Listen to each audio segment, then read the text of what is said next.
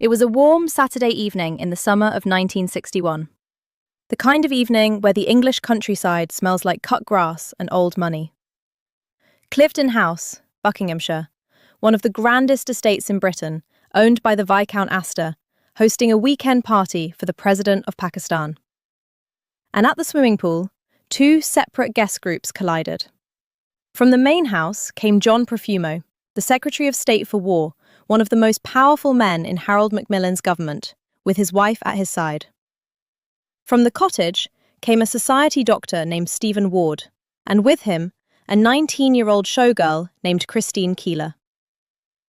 When Profumo was introduced to Christine that evening, she was naked, just out of the pool, barely covered by a towel. He was charmed. She was 19. And that single moment at that pool would, within 2 years, bring down the British government, kill a man, and come within inches of consuming the royal family itself. The part that the official inquiry refused to put into print was the part about Buckingham Palace. If this is the kind of story that makes you lean forward in your chair, you are in exactly the right place. This channel exists because history has a habit of being tidied up by the people who made the mess. Hit that like button, subscribe to Jenny Exposes, and turn on your notifications, because we do not do tidy here. Now, let us go back to the beginning, because to understand why this story nearly reached the palace, you first have to understand who Stephen Ward actually was. And I promise you, the version of Stephen Ward you have heard before is not the complete picture. Ward was an osteopath. His practice was in Cavendish Square, in the heart of London's most expensive postcodes. And his client list reads like a who's who of mid-century British power. Politicians, aristocrats, foreign diplomats, judges, newspaper editors. Men whose names opened doors that the rest of the country did not even know existed. He was charming in the way that genuinely talented social creatures are charming. Not pushy, not obvious, but quietly indispensable. People liked being around him. He made them feel interesting. He was also a genuinely skilled portrait artist. Not a hobbyist with a sketchpad. A commissioned artist. In 1960, the Illustrated London News, one of the most prestigious publications in Britain, commissioned Stephen Ward to produce a series of portrait sketches of notable national figures. Among the subjects he drew from life were Prince Philip and Princess Margaret. He had sat with members of the royal family. He had drawn them. He had access to circles that very, very few people after the palace ever reached. Keep that fact in your mind, because it becomes extremely important later in this story. Now here is where the narrative shifts from a society scandal into something altogether more serious. Because Stephen Ward, this charming osteopath with royal connections and the Cavendish Square practice, had also befriended a man named Captain Yevgeny Ivanov. And Yevgeny Ivanov was not simply a diplomat. He was the Soviet naval attaché in London. He was a known GRU intelligence officer. For those unfamiliar with Cold War acronyms, GRU was Soviet military intelligence. This was not a man who attended embassy cocktail parties for the canapés. This was a professional intelligence operative working inside the United Kingdom at the height of the Cold War. Berlin had been divided. The Cuban Missile Crisis was months away. The nuclear threat was not an abstraction. It was the daily reality that defined every decision made in Whitehall. And MI5, British Domestic Intelligence, was fully aware of who Yevgeny Ivanov was. In fact, they were running an active operation using Ward as a conduit to get close to Ivanov, hoping to persuade him to defect. They wanted Ward to essentially entrap Ivanov, a honey trap operation, as it's known in the trade. MI5 had recruited Ward as an unwitting asset in a Cold War intelligence game. And Ward, being the social creature he was, probably found the whole thing rather exciting. He was, by multiple accounts, not a man who fully understood the danger he was moving through. Now picture this. The summer of 1961.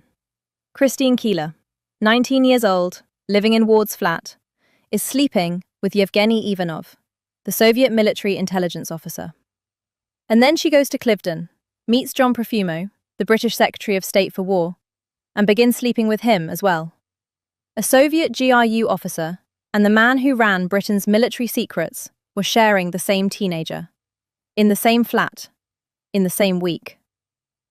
MI5 knew. They knew about Ivanov, they knew about Keeler, and they were running an operation in the middle of this entire situation. And on the 9th of August, 1961, Cabinet Secretary Sir Norman Brooke personally warned John Profumo about the security implications of his relationship with Christine Keeler. Personally. Cabinet Secretary, a direct warning. Profumo heard the warning, acknowledged it, and continued the affair anyway. Now, the affair itself wound down by the end of 1961. Profumo ended it, he later claimed, out of fear of the security implications, though Christine Keeler's account suggests it was rather less principled than that.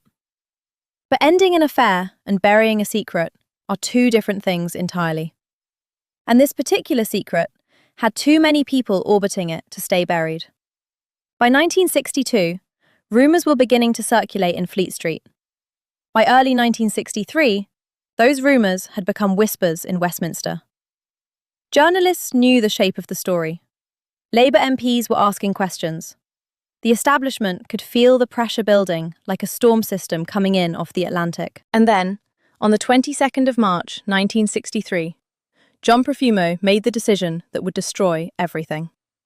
He stood up in the House of Commons, at the dispatch box, under parliamentary privilege, in front of his colleagues and the cameras, and he stated, with full deliberation, "There was no impropriety whatsoever in my acquaintanceship with Miss Keeler." A direct lie to Parliament. In the British constitutional system, lying to the House of Commons is not simply bad form. It is a fundamental violation of the trust upon which the entire architecture of democratic government is supposed to rest. Ministers are trusted to tell Parliament the truth because Parliament is supposed to represent the people. When a minister lies at the dispatch box, he is not just lying to his colleagues, he is lying to the country. Profumo knew this. He had been a member of Parliament for years. He understood exactly what he was doing. He was betting that the lie would hold. It would not. Now we come to the section that the books tend to rush past. The part that is documented, but rarely given the attention it deserves. Because throughout 1963, as the Profumo story was unravelling, London was not just buzzing with rumours about Christine Keeler and a cabinet minister. There were other names being whispered. Names considerably higher up the social hierarchy. The suggestion circulating in certain well-connected circles was that Stephen Ward's portrait commissions, his legitimate, documented access to the royal family, had been a gateway to something more. That there were photographs. That the real story went considerably further up than a Secretary of State for War. These were rumours. I am not presenting them as fact. But here is what is fact, and what is documented in the public record. Lord Denning's official report on the Profumo Affair was commissioned by the government and published in September 1963. It runs to hundreds of pages. And in that report, Lord Denning, the Lord Chief Justice, the highest legal authority in the country at the time, explicitly addressed and dismissed a series of rumours connecting the Profumo Affair to members of the royal family. He named the rumours. He examined them. He formally cleared the royal family of involvement. Now read that again carefully. The Lord Chief Justice of England and Wales included, in a formal parliamentary report, a section that specifically cleared the royal family of involvement in the Profumo Affair. Not because it was standard procedure to clear them, because the rumours were serious enough, widespread enough, and credible enough in the right circles that a cabinet-level inquiry felt it necessary to formally and officially address them in a published government document. The very existence of that section in the Denning report is itself a historical statement about how close this scandal came to the palace walls. Lord Denning concluded they were not involved. Most historians accept that conclusion. But the fact that he had to say it at all, in print, officially, for the public record, tells you everything about the temperature in Westminster in 1963. Now let me tell you about what happened to Stephen Ward. Because this is where the story stops being a political scandal and starts being something considerably darker. By June 1963, with Profumo having resigned, he finally confessed the truth to his wife in May, and wrote a letter of resignation to Harold Macmillan, the establishment was in crisis mode. The government had been embarrassed at the highest level. The press was in full pursuit. The public was outraged. Someone had to absorb that outrage. Someone had to be punished in a way that was visible, public, and final. And the person the establishment chose was Stephen Ward. The charges brought against Ward were that he had been living off the immoral earnings of Christine Keeler and Mandy Rice-Davies. In other words, the prosecution alleged that Ward was effectively a pimp, that he had arranged and profited from the sexual encounters of the young women in his social circle. The trial opened at the Old Bailey. Christine Keeler and Mandy Rice-Davies were called as prosecution witnesses. Both have been pressured significantly in the period leading up to the trial. Keeler had already served a prison sentence on an unrelated matter, a fact which many observers found suspicious in its timing. And Rice-Davies, 20 years old, sitting in the witness box at the Old Bailey, was told by the prosecution that Lord Astor had denied any sexual relationship with her. Her response became the most famous sentence produced by the entire affair. She looked at the court and said, "Well, he would, wouldn't he?" 4 words, perfectly calibrated. She understood exactly what kind of institution she was sitting inside. She understood that the powerful men in this story were going to protect themselves, and she had the wit and the nerve to say so out loud in open court. And the line entered the English language. It is still used today. Mandy Rice-Davies, 20 years old, in a courtroom designed to crush her, produced what might be the most brilliant single sentence of 20th century British public life. But the trial was not going well for the prosecution in the way they had hoped. Multiple witnesses had already given evidence that Ward had never taken money from the women, that the arrangement was simply Ward enjoying the social company of attractive young women in his flat, with no financial transaction involved. Tom Mangold, the journalist and author who investigated Ward's case exhaustively in later decades, concluded that the charges were essentially manufactured. The 4th Lord Astor, writing in The Spectator, was explicit in his view that Ward had been made a scapegoat. The legal consensus among criminal historians is that the evidence was thin, the witnesses had been improperly handled, and the verdict, had it been reached in any normal circumstances, might very well have gone differently. But the verdict was not reached in normal circumstances. Because on the 3rd of August 1963, the night before the jury was due to deliberate and deliver its verdict, Stephen Ward took an overdose of barbiturates at the flat where he was staying. He left a letter. In that letter were the words, "The ritual sacrifice is demanded, and I cannot face it." He knew. He understood precisely what was happening to him. He understood that he was not being tried for a crime. He was being offered up to protect the names above him. He was being fed to the public's appetite for punishment, so that the men who had actually wielded power, who had actually made the decisions, who had actually lied to Parliament and slept with Soviet intelligence assets and managed the cover-up, so that those men could walk away. Stephen Ward went into a coma on the 3rd of August. The jury delivered a guilty verdict on 2 of the counts 3 days later. Ward was not there to hear it. He died on the 3rd of August, 1963. He was 50 years old. He was convicted posthumously. Now, Anthony Summers and Stephen Dorrell, in their book Honey Trap, which is one of the most rigorously sourced accounts of the entire affair, later spoke to a former MI6 source who alleged that Ward had not simply been left to die. The allegation was that individuals connected to the intelligence services had ensured that Ward continued taking the barbiturates until a fatal dose was guaranteed, that this was not an unassisted suicide, but a managed death designed to prevent Ward from speaking about what he knew of the government and the royal family. This allegation has never been substantiated. Most historians reject it. I am not telling you it is true. What I am telling you is that the man who knew more about the intersection of British intelligence, Soviet espionage, political power, and the royal household than almost anyone alive, died the night before his verdict was delivered, after leaving a note that described himself as a ritual sacrifice, and was convicted without ever being able to speak in his own defense again. You may draw your own conclusions about what that means. The government fell in slow motion.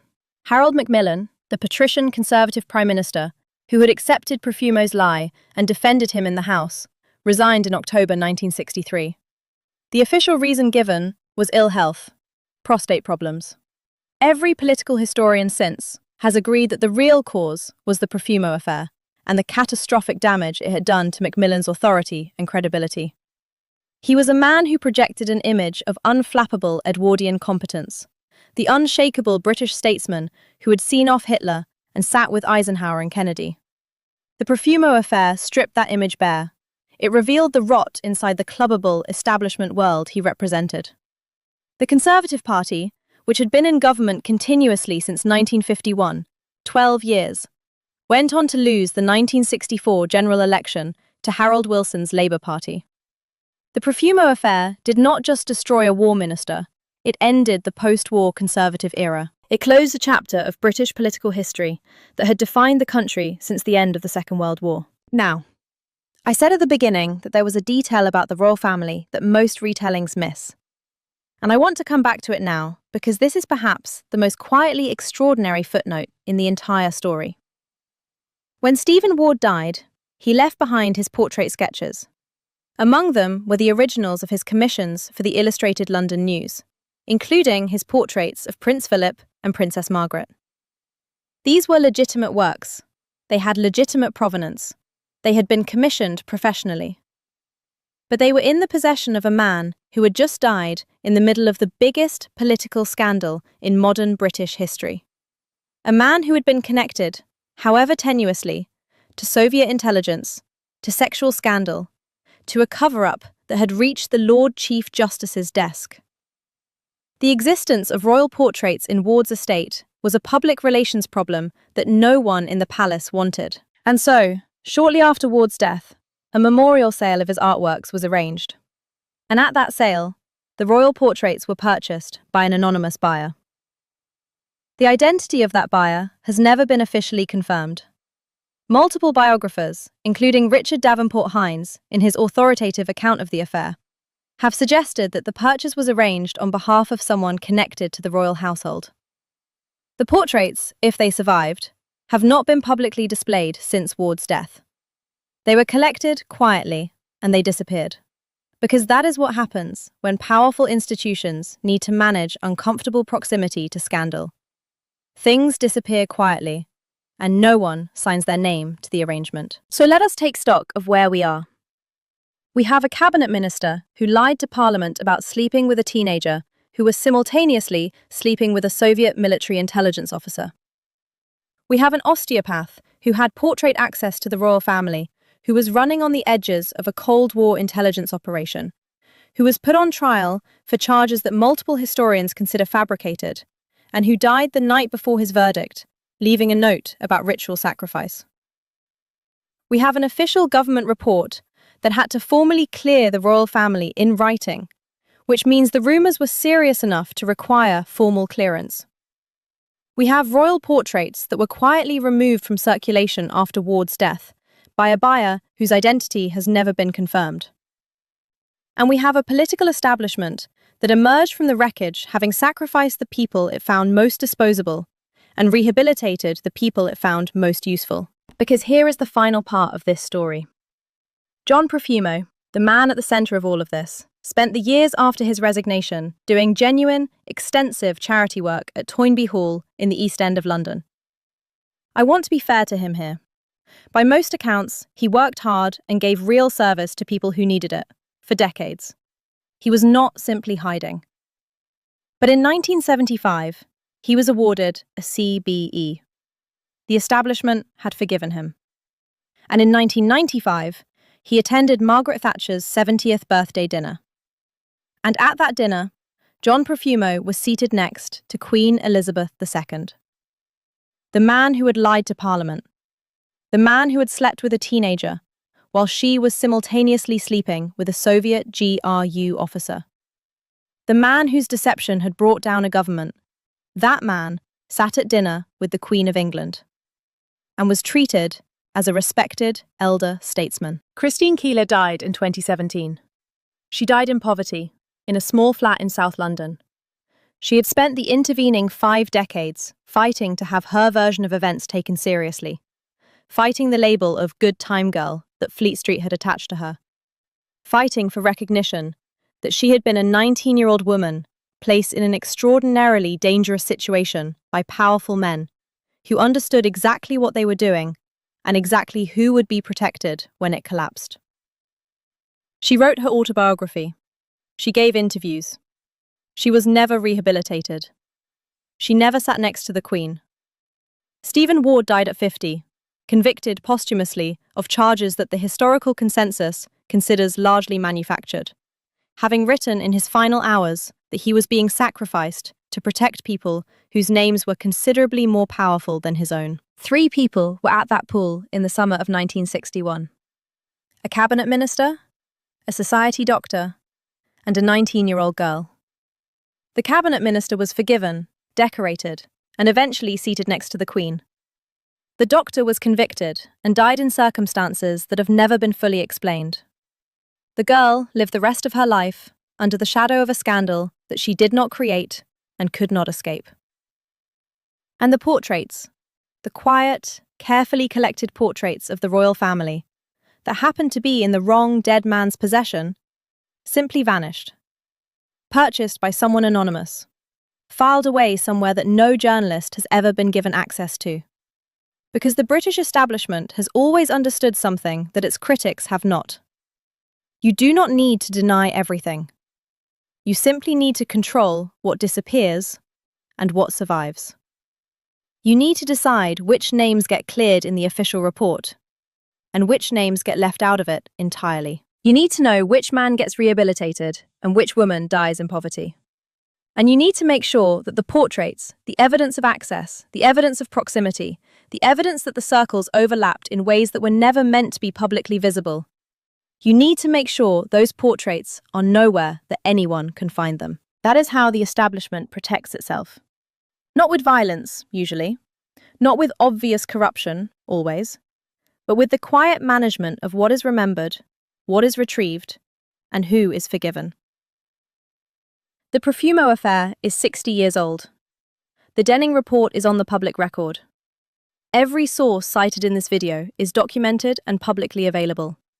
And still, when you read the full account, not the sanitized version, not the 60s scandal version with the mod dresses and the Profumo as fool framing, but the full account, with the GRU officer and the royal portraits and the posthumous conviction and the anonymous buyer at the memorial sale, it does not feel like history. It feels like a manual. And the last line of that manual, the line that has never changed since 1963, is this. There were 3 of them at that pool. Only one of them was forgiven.